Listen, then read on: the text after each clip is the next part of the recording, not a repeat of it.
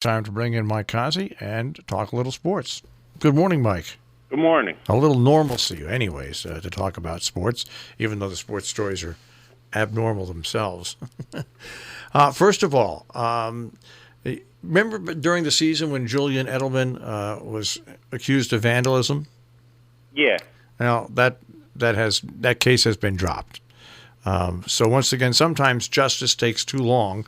And by the time it's dropped, people have, it's long gone. The damage has been done to somebody's reputation. So, well, why do these cases take so long to get put into court? I think why is the court so busy? I don't know if it's the courts or if it's lawyers wrangling for more money. Do you know what I mean? I think it's a combination of both. The courts are slow. Maybe they should check Julian Edelman's checking account and see who he made some money out to and made a donation to the charity of whose choice to get out of it. It's just, I don't know. These people do the crime, do the time. See you later. Yeah. I don't care who you are. And Major League Baseball had come up with some sort of weird plan to quarantine players to start the season, and players are already saying that's just not going to work. It's a team game. It's really hard. If you're going to quarantine players, just put the season off a little longer and start a little later. That's another plan that sounds a little wacky to me myself. Anyway.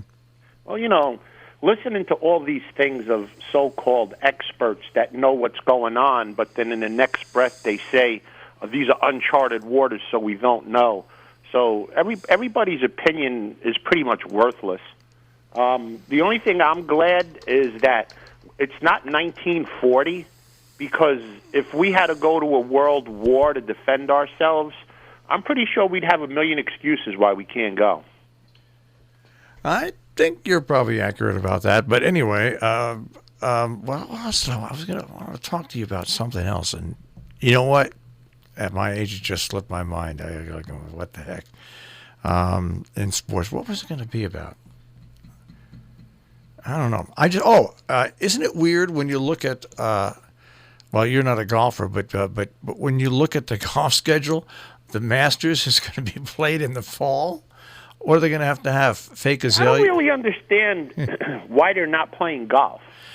I really don't understand that, because you're not going to have the crowd, period, end of story. But, I mean, how many people are playing golf in the tournament? It's not that maybe 60, 70? Yeah, but there's hundreds of people that are that do the backup work and stuff like that. I mean, I can see backup work. What do you mean? I don't understand. No, seriously, I don't understand what you're talking about. There's literally to put on a major golf tournament, the PGA brings in literally hundreds of people. Plus, there's volunteers from the community because charities. Yeah, but all of these extra people and volunteers, aren't they predominantly there for crowd control and taking care of the crowd and other things? But also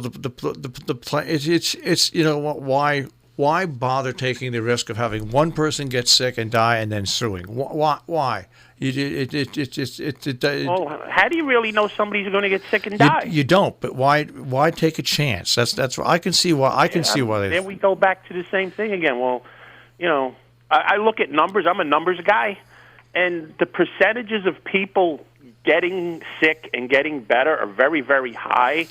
The percentages of people that are healthy getting sick and passing away are very, very low. I'd roll the dice. I mean, if I went to the track and I had a 98% chance of coming out a winner, I'm going to the track every day. Well, I have to disagree with you there. I think that there has to be an abundance of caution. There just has to be. So, but we're speaking about horse racing. Well, we ain't there yet. We got more sports. All right. I've seen the best baseball games I've seen in 20 years over the last week. Where have you been watching them? Oh, yeah. Major League Baseball. That's right. They've been showing games, yep.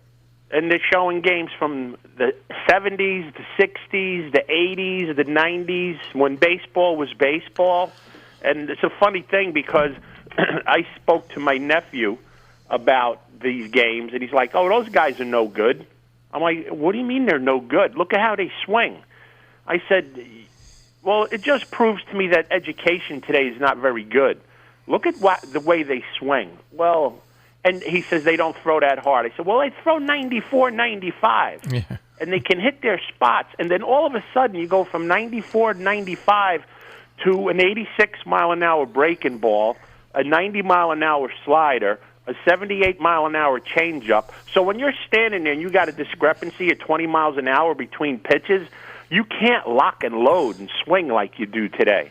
That's why the swings look uncertain. Yeah, you don't know what to say. Yeah, no, but it's true. And also, you had true knuckleballers in that day, so you could have somebody. You could even throw the knuckleballers are easier to hit. Yeah. Because you know that they're throwing the knuckleball 95% of the time. But when you got a guy like Bob Gibson who's throwing mid-90s and he has an 88-mile-an-hour breaking ball that breaks about 2.5 feet, or you got Mickey Lolich throwing the ball in the mid-80s, upper 80s, and then the next thing you know, you got a 70-mile-an-hour changeup and the ball's breaking all over the place.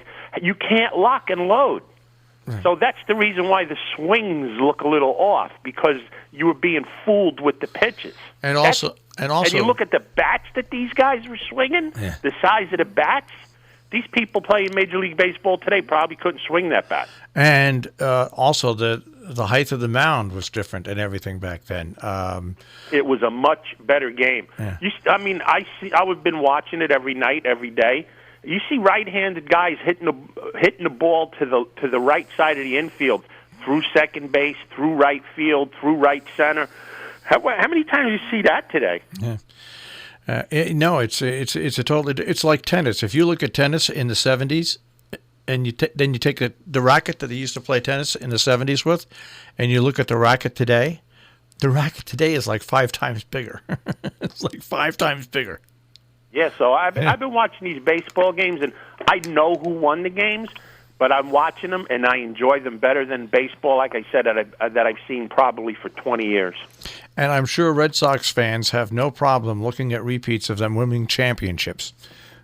I'm sure they didn't win any championships prior to 20 years ago. But still, they could still look at the rebroadcast of the championships they've won over the past 10 years.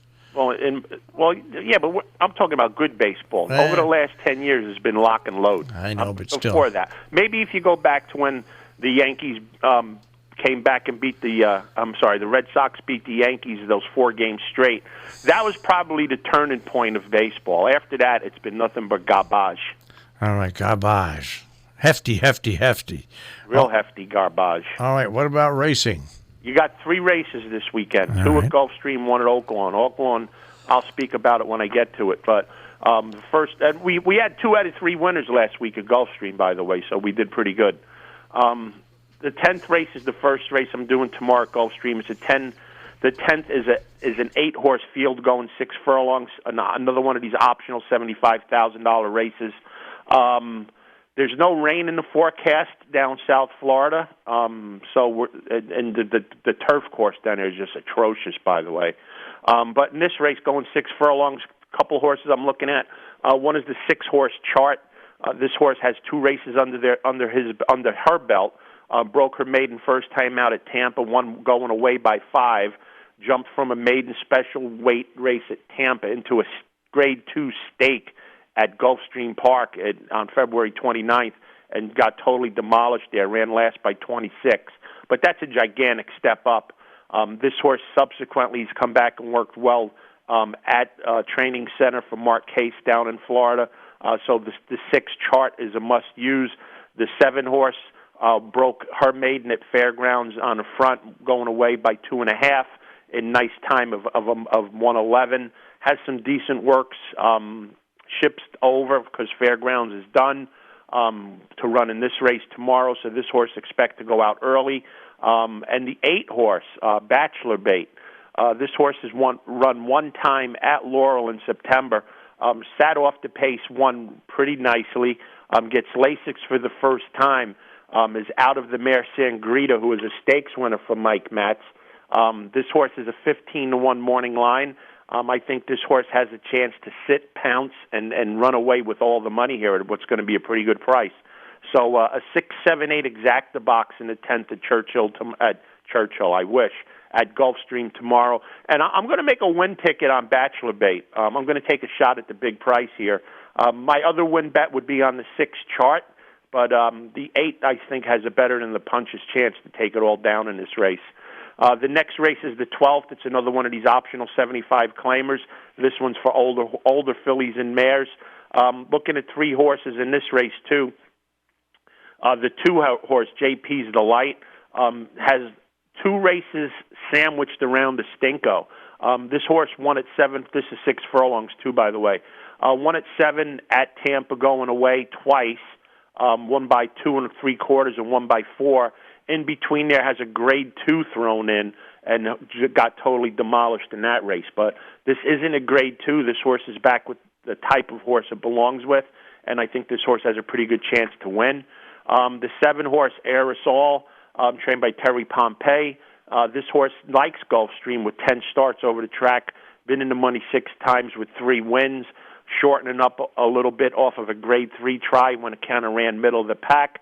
Prior to that, ran a nice race at this price of an optional 75 claimer at 6-1. This horse is a must-use. And the 9-horse Pacific Gale hasn't run since July and ran in 7 graded stakes in a row. So this horse has a huge class edge. Trained by John Kimmel. Kimmel's barn's been running pretty good down there, and this horse is going to get my check mark to win the race. So the 9 Pacific Gale with the 7 and the 2 JP's the Light make up my exacta box. Now going over to Oaklawn, here's a 3-year-old race, which I guess you could say is a prep for the Kentucky Derby, but it's in September, so I don't know. And it's going to rain in Oaklawn tomorrow. Seems like it rains there about 4 days a week. 4 horses I'm looking at. One is the 1-horse Basin. This horse won the Hopeful at Saratoga in the mud by 6. Came back in the Rebel, ran an even race, got beat by Nadal. Nadal ran a big number that day. Had some traffic problems. I think this horse is definitely a win candidate. The 4 is $1 million purchase. Bobby Baffert chips this horse in. That alone makes this horse worth using in your number. The 8, Taishan, ran in the slop going a mile and 16th at Oaklawn, won by 4 lengths on the front end. I think this horse is going to have a little bit of an edge getting to the front. Rosario leaves Florida to come to Oaklawn, so Taishan is a must-use. And my top pick is a 20 to 1 shot, the 13-horse, Gold Street. This horse ran in an off-track 3 times, one at Churchill, one at Fairgrounds, one at Oaklawn, won all 3. Came back in the Southwest on a dry track and ran pretty bad at 3 to 1, had some traffic problems. But if it's wet, this horse is my top pick. 3 for 3 in a wet sells me. So go by his past performances. He looks the best on the wet track. So I'm going to go with a 13-8-1-4 number in the 11th at Oaklawn tomorrow, which post is about 6:45 our time. And these races are all on TV. Fox, even if you don't have TVG, Fox Sports 1 and one of the MSG channels, they're showing them live. So you have a lot of opportunity to watch live racing, and it's the only game in town. All right. Have a good weekend. Be safe, and we'll speak to you next week. Yeah, I'll be outside doing my walking and exercises today. All right. Take care, Mike. Take care, guys. Bye. Mike Cozzi with a check on sports this morning here on Robin Hood Radio.